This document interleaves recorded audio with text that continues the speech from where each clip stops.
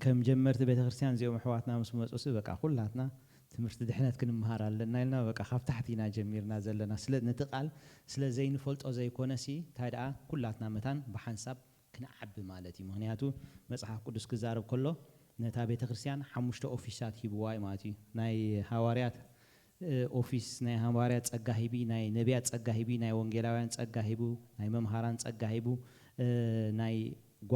ጓሶት ጸጋ ድማ ሂቡ ማለት እዩ ተርጉሙላባ ርስዒ Yeah, she will translate for you. Yeah, thank you. እጂ እንታይ ይትዕላማ እንድሕርዳልና ናብ ሕብረት እምነት ናብ ልክ ምልአት ብጽሕና ወድ አምላኽ ክሳዕ እንበጽሕ ይዝብለና ስለዚ በጽሐ ዝበሃል ነገር የለና ኣብቲ መንፈሳዊ ነገር ማለት እዩ ኢየሱስ ክርስቶስ ጎይታይ ግናኸ ኩላትና እንታይ ብሕብረት ብእምነት ናብ ምስሊ ወዱ እንታይ መታን ክንገብር መታን ክንዓቢ ማለት እዩ ኦኬ ሞ ባርቃ ካስኹም ካብ መጻኹምና ንሕናውን ስለ ዘድልየና ማለት እዩ ሓቢርና ንዕበ ተባሂልና ብኸምኡ ማለት እዩ ምዞም ሕዋትና بتمرت دحنتنا جميرنا عمات እግዚአብሔር ይመስገን ስለዚህ አብዛ ሐለፈ እዋን እንታይ ናሪና ነርና በዛዕባ መንፈስ ቅዱስ ማለት እዩ መንፈስ ቅዱስ እንታይ ይልና ነርና አምላኽ ይልና ነርና ማለት እዩ ማዕረ አቦን ማዕረ ወድን እዩ ስለዚህ አምላኽ ይልና ነርና መንፈስ ቅዱስ ድማ አብ ሓደ አብ ህይወት አማኒ አማራጽ ይኮነን ይልና ነርና አትኩርና ተዛሪብናል ዝነበርና መንፈስ ቅዱስ እንታይ ገብረናይ የድልየና አማራጽ ይኮነን كمزي كوعكا بمانكا كزحلكا بيتكا ايكونن منفس قدوس نعمان انتاي غبري يدلي that's why غويتا يسوس انا انت خدكم تاي غبركم يحشكم الينا مالتي انا انت زي كدكم اتمصنا عناباتكم تاي غبرني اي مصني انا انت خدكم غنا اتمصنا عناباتكم تاغبري كمصي يلو مالتي انا نبونا اول مص محدر كان غبر نزل عالم اباين اباخاتكم كنبر نعين نعخاتكم كصنانع نعين نعخاتكم كبرتع زمصمني منفس قدوس سز امارات يكون حواتي يسوع كريستوس غويتاي بزي منفس قدوس حنت نغبراي نغدينا انا نسخاتكم يسوع كريستوس غويتاي هاليلويا سزي منفس قدوس نعنا نتايو مصنانعينا منفس قدوس نعنا نتايو باراكليطوسيو إلنا نيرنا ماتي يسوع كريستوس غويتاي كمتي بزح اوان كل غزي كننبب كلنا غبر حواريات معرف كلته كننبب كلنا انتاي زبل امبل 50 معلت دما منفس قدوس نابي وريدو نابتوم حواريات وريدي زبلنا نابتوم 120 مس ورد نساتهم دما بقانقاታት انتاي غبر جميروم كزاربو جميروم يزبلنا سزي منفس قدوس نمني مصيلنا نيرنا نامنتي نتوم 120 دي مصي ويس نتوم نغادو نتوم امنتي مصي زغرمكم ነገር ምክንያቱም መንፈስ ቅዱስ ናይቶም ነጋዶ ይኮነ ነቶም ነጋዶ ይሉ ይኮነን መጽዩ ንመኒ ነቶም 120 ይመጽዩ እምበር ነቲኦም ይሉ ይኮነን መጽዮም እቲኦም ስርዓት ኮይኑዎም ልምዲ ኮይኑዎም ኣብ ዓመት ሓደ ግዜ በዓል 50 ከብዕሉ ናብ ኢየሩሳሌም እንታይ ገብሩ መጽዮም ከገልግሉ መጽዮም ናብ ኢየሩሳሌም መጽዮም ማቲዩ እሳቶም በቃ ንግደት ኮይኑዎም ይመጽዩ መንፈስ ቅዱስ ግን ነጋዶ ይኮነን መንፈስ ቅዱስ ንመኒ ነቶም ድጽበዩ ወይስ ከነቶም ጽበዩ ይበሉ ስለዚህ اليوم نعم يمص الساعتهم نمن صباي نيرهم بعد 50 يكون صباي نيرهم نمنفس قدوس يم صباي نيرهم اتفللي رعي وحواتي كل تبع حساب كوفيل كاخلها منفس قدوس نزسن كيفو خيدي يخلي بخما يمصاصات مصيت قند ነገር ኢየሱስ ክርስቶስ ጎይታዩ ስለዚህ ናይ ምድሓና ወንጌል መስማዓና ብናይ ተስፋ መንፈስ ቅዱስ እንታይ ኮይና ተሓቲምና ንዓይ ይመጽ ንዓይ ንዓኻትኩም ይመጽ ከጻናናዓና ይመጽ ዘኽታማት ከይንኸውን ክድግፈና ይመጽ ብሩኻት ሕዋተይ ንሱ ናተይ ጳራቅሊጦስ ማለት እንታይ ማለት መጻናንዒ ማለት ሕዋተይ ብቋንቋ ግሪክ እግዚአብሔር ተመስገነ ይሁን ህዝ መንፈስ ቅዱስ ንዓና አማራጺ ይኮነን የድልየና ፖንክት روحات حواتي يسوع كريستوس غويتاي بزي منفس قدس ولا حنت نقبر اين خلينا يسوع غويتاي سزي شوعت اغلغلوتات مصحف منفس قدس اب هيوتنا قداماي اغلغلوت منفس قدس نعانا مالتي مخنياتو يدلينا اسلن بلزلنا اتناتو سرح دم اب هيوتنا انت كنغبر يغبانا اناولج كنغبر كن فلطو يغبانا مالتي نسو قداماي انتي ممرناي مخنياتو اتي منفس حق مسمص انتايلو اب يوحنس 16 يوحنس 10:10-14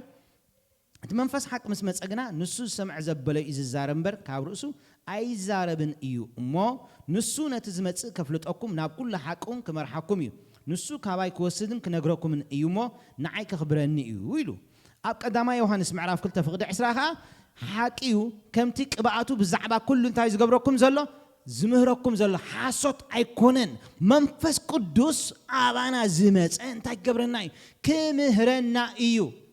ነፍስ ወከፍ ኣማኒ ሰለስተ ዓይነት ቅብኣት ኣሎ ኣብ ሓደ ሰብ ኦኬ እቲ ቀዳማይ ኣብ ውሽጥና ዝሓደረ ቅብኣት ንስኻትኩም ቅብኣት ካብ ትልዑል ኣለኩም ስለዝብለና ቅብኣት ናይ ትልዑል ኣበይ ኣሎ ኣብ ውሽጥና ኣሎ ስለዚ ንሱ ኣብ ውሽጥና ዘሎ ቅብኣት ንሱ እንታይ ይገብረና ብዛዕባ ሓቂ ዝምህረና ዝገርመኩም ነገር ብዛዕባ ንጣዖታት ምስጋድን ዘይምስጋድን መን ነጊርና ኣውቶማቲካሊ ጎይታ ምስ ተቐበልና ዋይ ኣበይ ዳኣኒ ነይረልና ገዲፍና ኣይትስገደሎም ገለ ዝበለና ሰብ ኣለና ቅድሚኡ ክንደይ ግዜ ትስገደሎም ተባሂልና እንዲና ግን ኩሉ ግዜ እንታይ ንገብር ንሰግድ ነርና ድሓር ግን ዋ ኣታበይ ዳኣኒ ነይረ ከምዚ ቃል ኣምላኽ ምስ በልኩም መንፈስ ቅዱስ እንታይ ዝምህረና ዝገርመኩም ሓቂ ዝገልጸልና ሓቂ ዘፍልጠካ ይምህረካ እቲ ሓቂ ይምህረካ እቲ ክውን ዘበለ እዩ ዝነግረካ ማለት እዩ ሓሶት ኣይኮነን ኢልዎ ብዛዕባ ኩሉ ሓቂ ዘበለ ንሱ ምስ መፀ ብዛዕባ ኩሉ እንታይ ክገብረኩም ከፍልጠኩም የፍልጠካ መምህር ኮይኑ የፍልጠካ ማለት እዩ ስለዚ ሓደ ካብቲ ቀዳማይ ስራሕ መንፈስ ቅዱስ ኣብ ሓደ ህይወት ኣማኒ እንታይ እዩ መምህር እዩ ኣሜን መምህር እዩ ስለዚ ኢና መንፈስ ቅዱስ መምህረይ ስለዝኾንካ ኣብ ቃሉ ክመፅእ ከለኹ ብቓልካ እንታይ ግበረኒ መሃረኒ ቀዳማይ ኣፍልጦ ክንቦ ዝግባአና ማለት እዩ እቲ ካልኣይ ኣገልግሎት ናይ መንፈስ ቅዱስ ኣብ ህይወት ኣማኒ እንታይ ምኽሪ እዩ ምኽሪ መን ዝጸልዕ ኣሕዋተይ ምኽሪ ኩሉ ሰብ እዩ ዘላ ሓቀይቶ ኣብ ሉቃስ እንታይ ኢልዎም ጎይታ ኣብ ሉቃስ 12 ካብ 11 ክሳብ 12 ናብ ኣባይቲ ጸሎትን ናብ መኳንንትን ገዛእትን እንተወሰድኹም በታ ሰዓት እቲያ እንታይ ምዝራብ ከም ዝግባእ መንፈስ ቅዱስ ክምህረኩም እዩ እሞ ከመይ ወይስ እንታይ ከም ትመልሱ ወይ እንታይ ከም ትብሉ ኣይትጨነቁም እንታይ ከም ትመልሱስ እንታይ ትግበሩ ኣይትጨነቁ እንታይ ማለት እዩ ይመኽረካ ማለት እዩ ኣብ ግብረ ሐዋርያት እንተዳሪና በዓል ጴጥሮስ ኣብ ቅድምቶም መጋባያ ኣብ ቅድምቶም ፈሪሳውያን ኣብ ቅድምቶም ሊቃውንት ካህናት ጠጠው ምስ በለ በናይ ስም ኢኹም ነዚ ትገበርኩሞ ድሕሪ እጂ በዚ ስም ዘ ከይትገብሩ ምስ በለ ከይትገብሩ ዘይብልናኩም ምስ በሎ ካብ ንዓኻትኩም ሲ ካብ ንኣምላኽ ሲ ንዓኻትኩም ምእዛዝ ዝበልፅ እንተዳ ኮይኑ ሲ እስከ በዓላትኩም ፍረዱ እዚኣ ከምዚኣ ትኸብጥ ቃል ኣነ ኣብ ህይወተይ ርኤ ይፈልጥኒ እንታይ እዮም ክብሉ ይፈልጥዮም ንኣምላኽ ምእዛዝ ከም ዝግባእ እንታይ ገብሩ እዮም ይፈልጥዮም ስለዚ ክዛረቡ ይክእሉ ኣሉ ክንብላ ዘይንኽእል በዞም ሰባት እዚኣቶም ኣብ ኢየሩሳሌም እንታይ ተገይራ ብኢድ ዞም ሰባት እዚኣቶም ተገይራ እሞ ነዞም ሰባት እዚኣቶም እንታይ ንግበሮም ርኢኻ እቲ መንፈስ ቅዱስ ዝመኽረካ ምኽሪ ማለት እዩ ማንም ክረቶ ኣይክእልኒ ስለዚ መንፈስ ቅዱስ እንታይ ገብረካ ይመኽረካ እዩ ሓደ እዋን እንታይ ደኣ ክምልስ እየ ክትብል ከለኻ ኣብ ከናፍርካ ቃል የቐምጥ እሞ ልክዕ ንሓወይ ዘድሊ ቃል ኣብ ከናፍረይ ብምቕማጥ ተንዑ ተድሊ ቃል ይበካ መንፈስ ቅዱስ እዩ ንሱ ስለዚ መንፈስ ቅዱስ ይመክር ኣሕዋተይ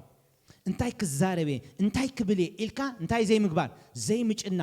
ኢየሱስ ክርስቶስ ጎይታ እዩ ስለዚ መንፈስ ቅዱስ ይምህረካ ካልኣይ ከንታይ ገብረካ ይመኽረካ መኻሪ እዩ ምኽሪ ኣብ ዘድልየሉ ቦታን ሰዓትን እዋንን እንታይ ገብረካ ይመኽረካ ኣሕዋተይ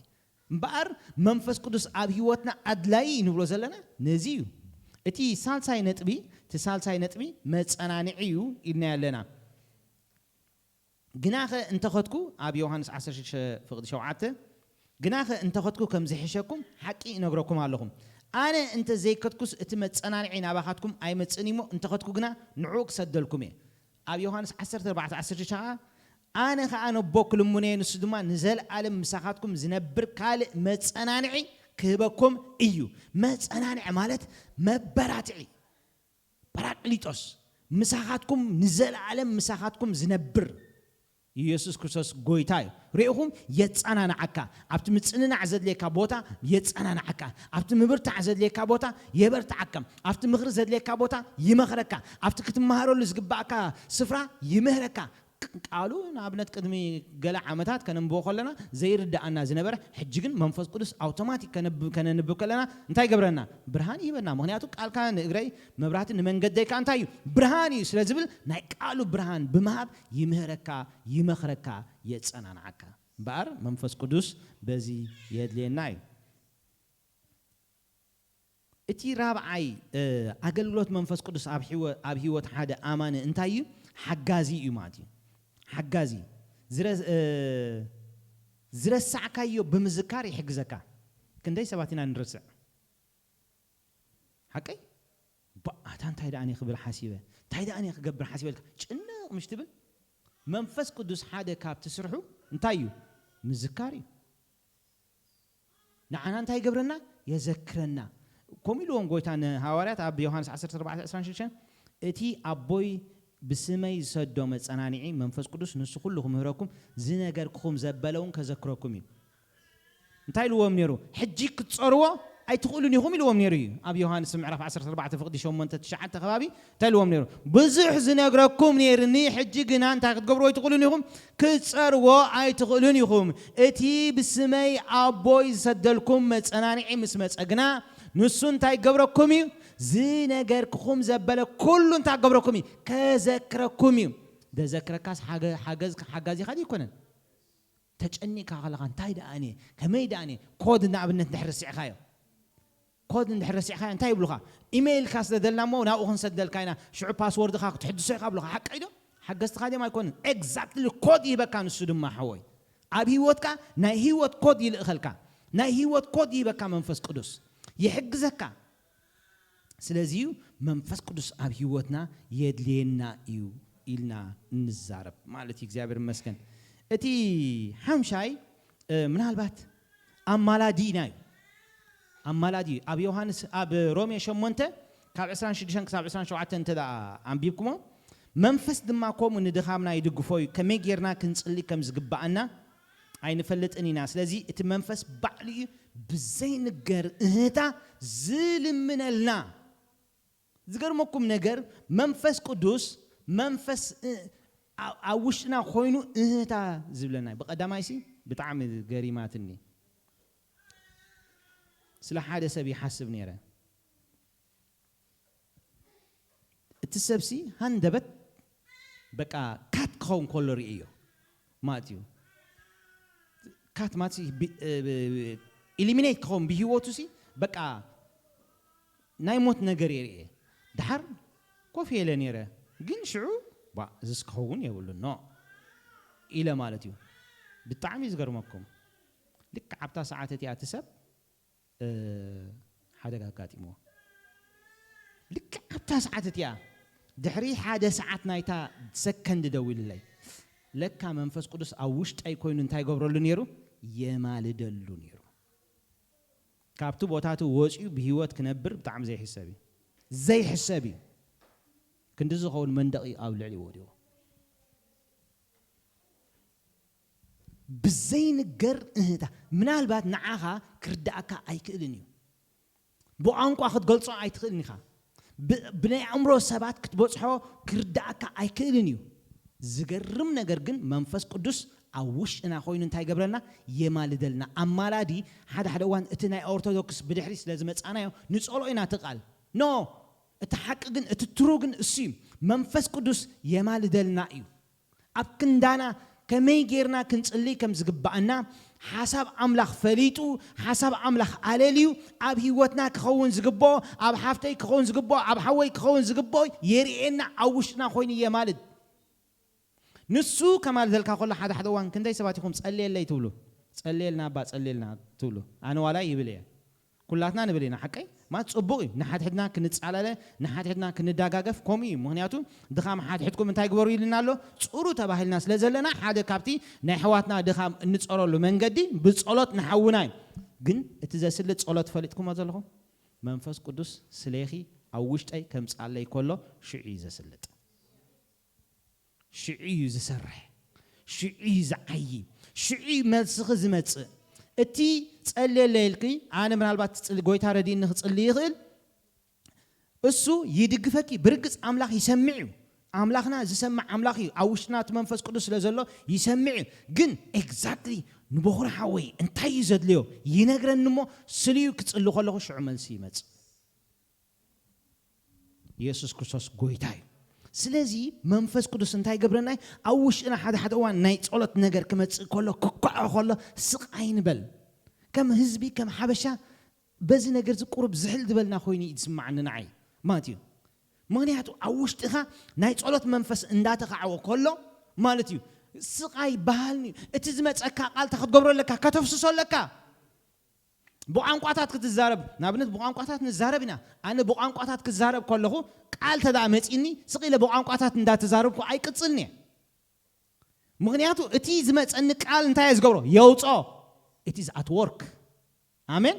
ኣብ ስራሕ ዘሎ እቲ ቃል ዝመፀካ ራባ ካንቶሬ ለቦክላ ሺዲባባ ሪባን ታራዳ ባጋስ ደቅብ እግዚአብሔር ሰማሃሩ ኾኒም ሰላሞም ድማ ክበዝሕ ሮሽታባ ካንቶሬ ለቦክላ ሺዲባ ክላንታራዳ ባጋስ እቲ ቃል ክመፀካ ከሎ መንፈስ ቅዱስ በቃሉ ጌሪ ዝዓይ ስለዚህ ንሱ እንታይ ገብረልናይ የማልደልናይ አሜን ሕዋተይ ስራሕ መንፈስ ቅዱስ ኩሉ ግዜ ስሬስ ብዝኾነ መንገዲ ኣብ ህይወትና እንተዳ ሒዝናዮ በሓቂ ዕውታት ሰባት ኢና ንኸውን ዕውታት ሰባት ኢና እንኸውን ክንደይ ግዜ ባዕልና ተንበርኪኽና ኣለና ልምዲ ኮይንና ተንበርኪኽና ኣለና ሰዓታት ሓሊና ተንበርኪኽና ኣለና ከየስለጥና ዝተሳእናዮ ሰዓታት ኮሎ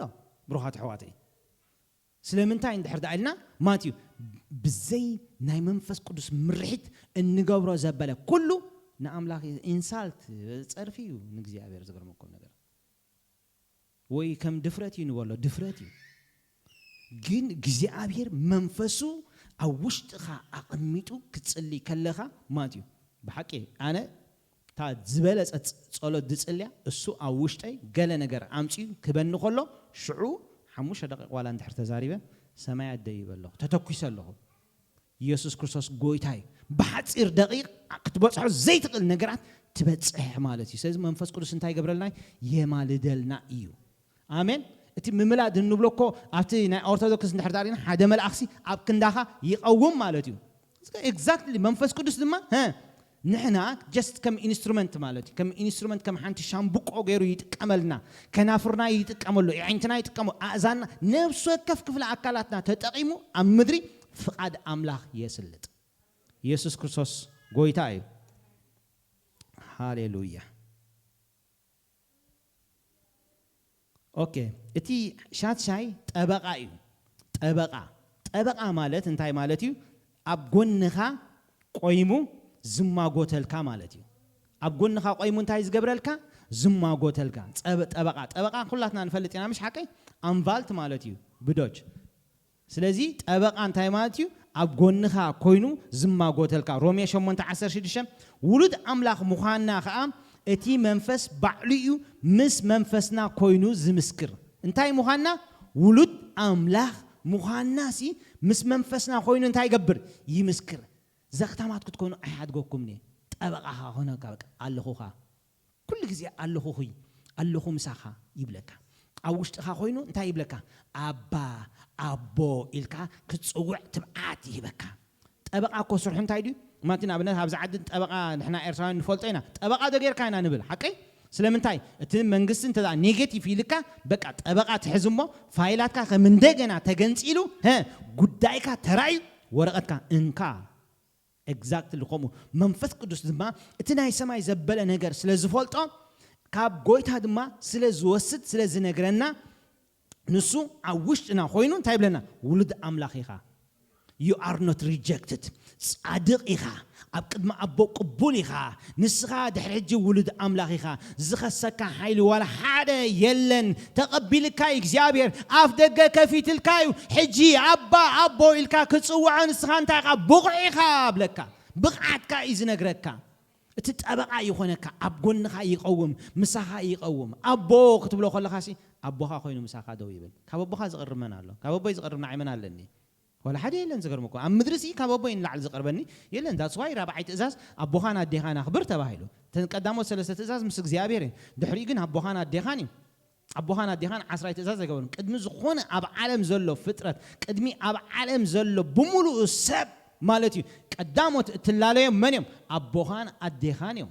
ذاتس واي كابوي زقرب كابدي زقرب كابولدي زقرب يبلين ስለዚህ መንፈስ ቅዱስ ድማ እንታይ ይኾነና ማለት እዩ ኣቦ ኮይኑ ኣብ ጎንና ምሳና ደው ይብል ማለት እዩ እታ ሻብዒቲ ድማ የበርታዓካ ስትሬንግዝ ይገብረካ ኤፌሶን 3:16 ኣብቲ ናይ ውሽጢ ሰብኩም ብሓይሊ ምእንቲ ክትብርትዑ ኣብቲ ናይ ውሽጢ ሰብካ ውሽጣዊ ሰብካ የበርታዓካ ሓወይ بقى كيتكايو زيت فلت ديب كايو زيت فلت برختي ديب كم زنايلو معلت مالتي كنصلي خلينا بحق انا كغرمكم كتصلي خلخو مسحوات كم زتراخيبه كتصلي خلخو برختي يزدي برختي زلخو غزار سي ابزيري اني غزار سي اب برختي ازريا غزار سي اب تزلع على سفره اقميط ازريا يسوع كريستوس غويتاي انتي مالتي اب مچم اب عدنا تفلطو يخم اب برخت مدياب مالت اب لعل مدياب مالتي كندمتاي حيلي زوصالكا منفس قدس يديبك وشعو سبكا يبرتع منفسك ابرتع انتي غبركا دو يبلكا ابتنا وش سوكم بحيلي من انت كتبرتعو يبلنا انا اغزابير كان هاليلويا قوم دما غبر حوالات حدا شمنت منفس قدس نابخاتكم مزورد غنا حيلي كتقبلوا يكم حيلي يبكا حواتي مچم حيل مالت صغت مبال وي دفء مبال ايكون نو وشطاوي سب حيلو ابي زلو او وشطي زلو ذاتس واي يم نيغيدون انتي لمو سبسي حيلو كمتي زلوو كومي حيلخي كمتو وشطخ زلي زغرم ነገር حيلخا كمتو زي كونن حدا وان بقى سبورت مسرح اسيد مثلا مش حيل اسي كونن غرمكم ነገር እዚኦም حدا وان بقاታስ سبورتاو ديكون انتي لا غاطيمو ሃንደበት ንብል ይናምሽ ማቲ እንታይ ኮይኖም ላ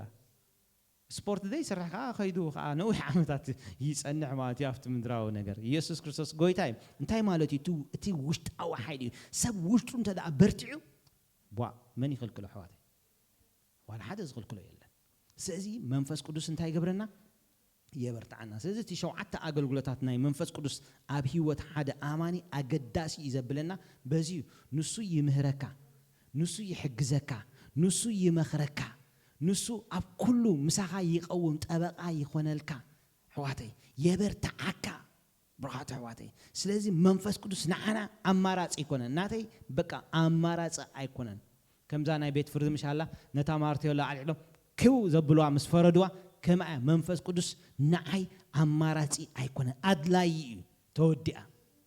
بقى ابيوتي نسو حنسا دمص مسمعكو حنسا مسمرحني نعي بزيبو حنت كو غبر كم زيكل اب هيوتي سلاز فلطكو مس منفس قدس كمي غيرك مالالس كم زغباني ناتو سرح بمفلاط ناتو اكايدا بمفلاط دما ام مدري عوت كوينه كمالالس يحجزني سلازي لنفس وقفنا منفس قدس اغداسي ايو እግዚአብሔር ይመስገን اب زمص غزي خا منفس قدس اب هيوتنا بخمي نقبل بخمي كم تسرح نقبره زبل عرستي كنرينا لو معاتي مس غزينا ابزي اططو كنبلينا እግዚአብሔር ባርኩም የሳነኝ ነይ ኮላይ ሰሊህም ጎይታ ባርክ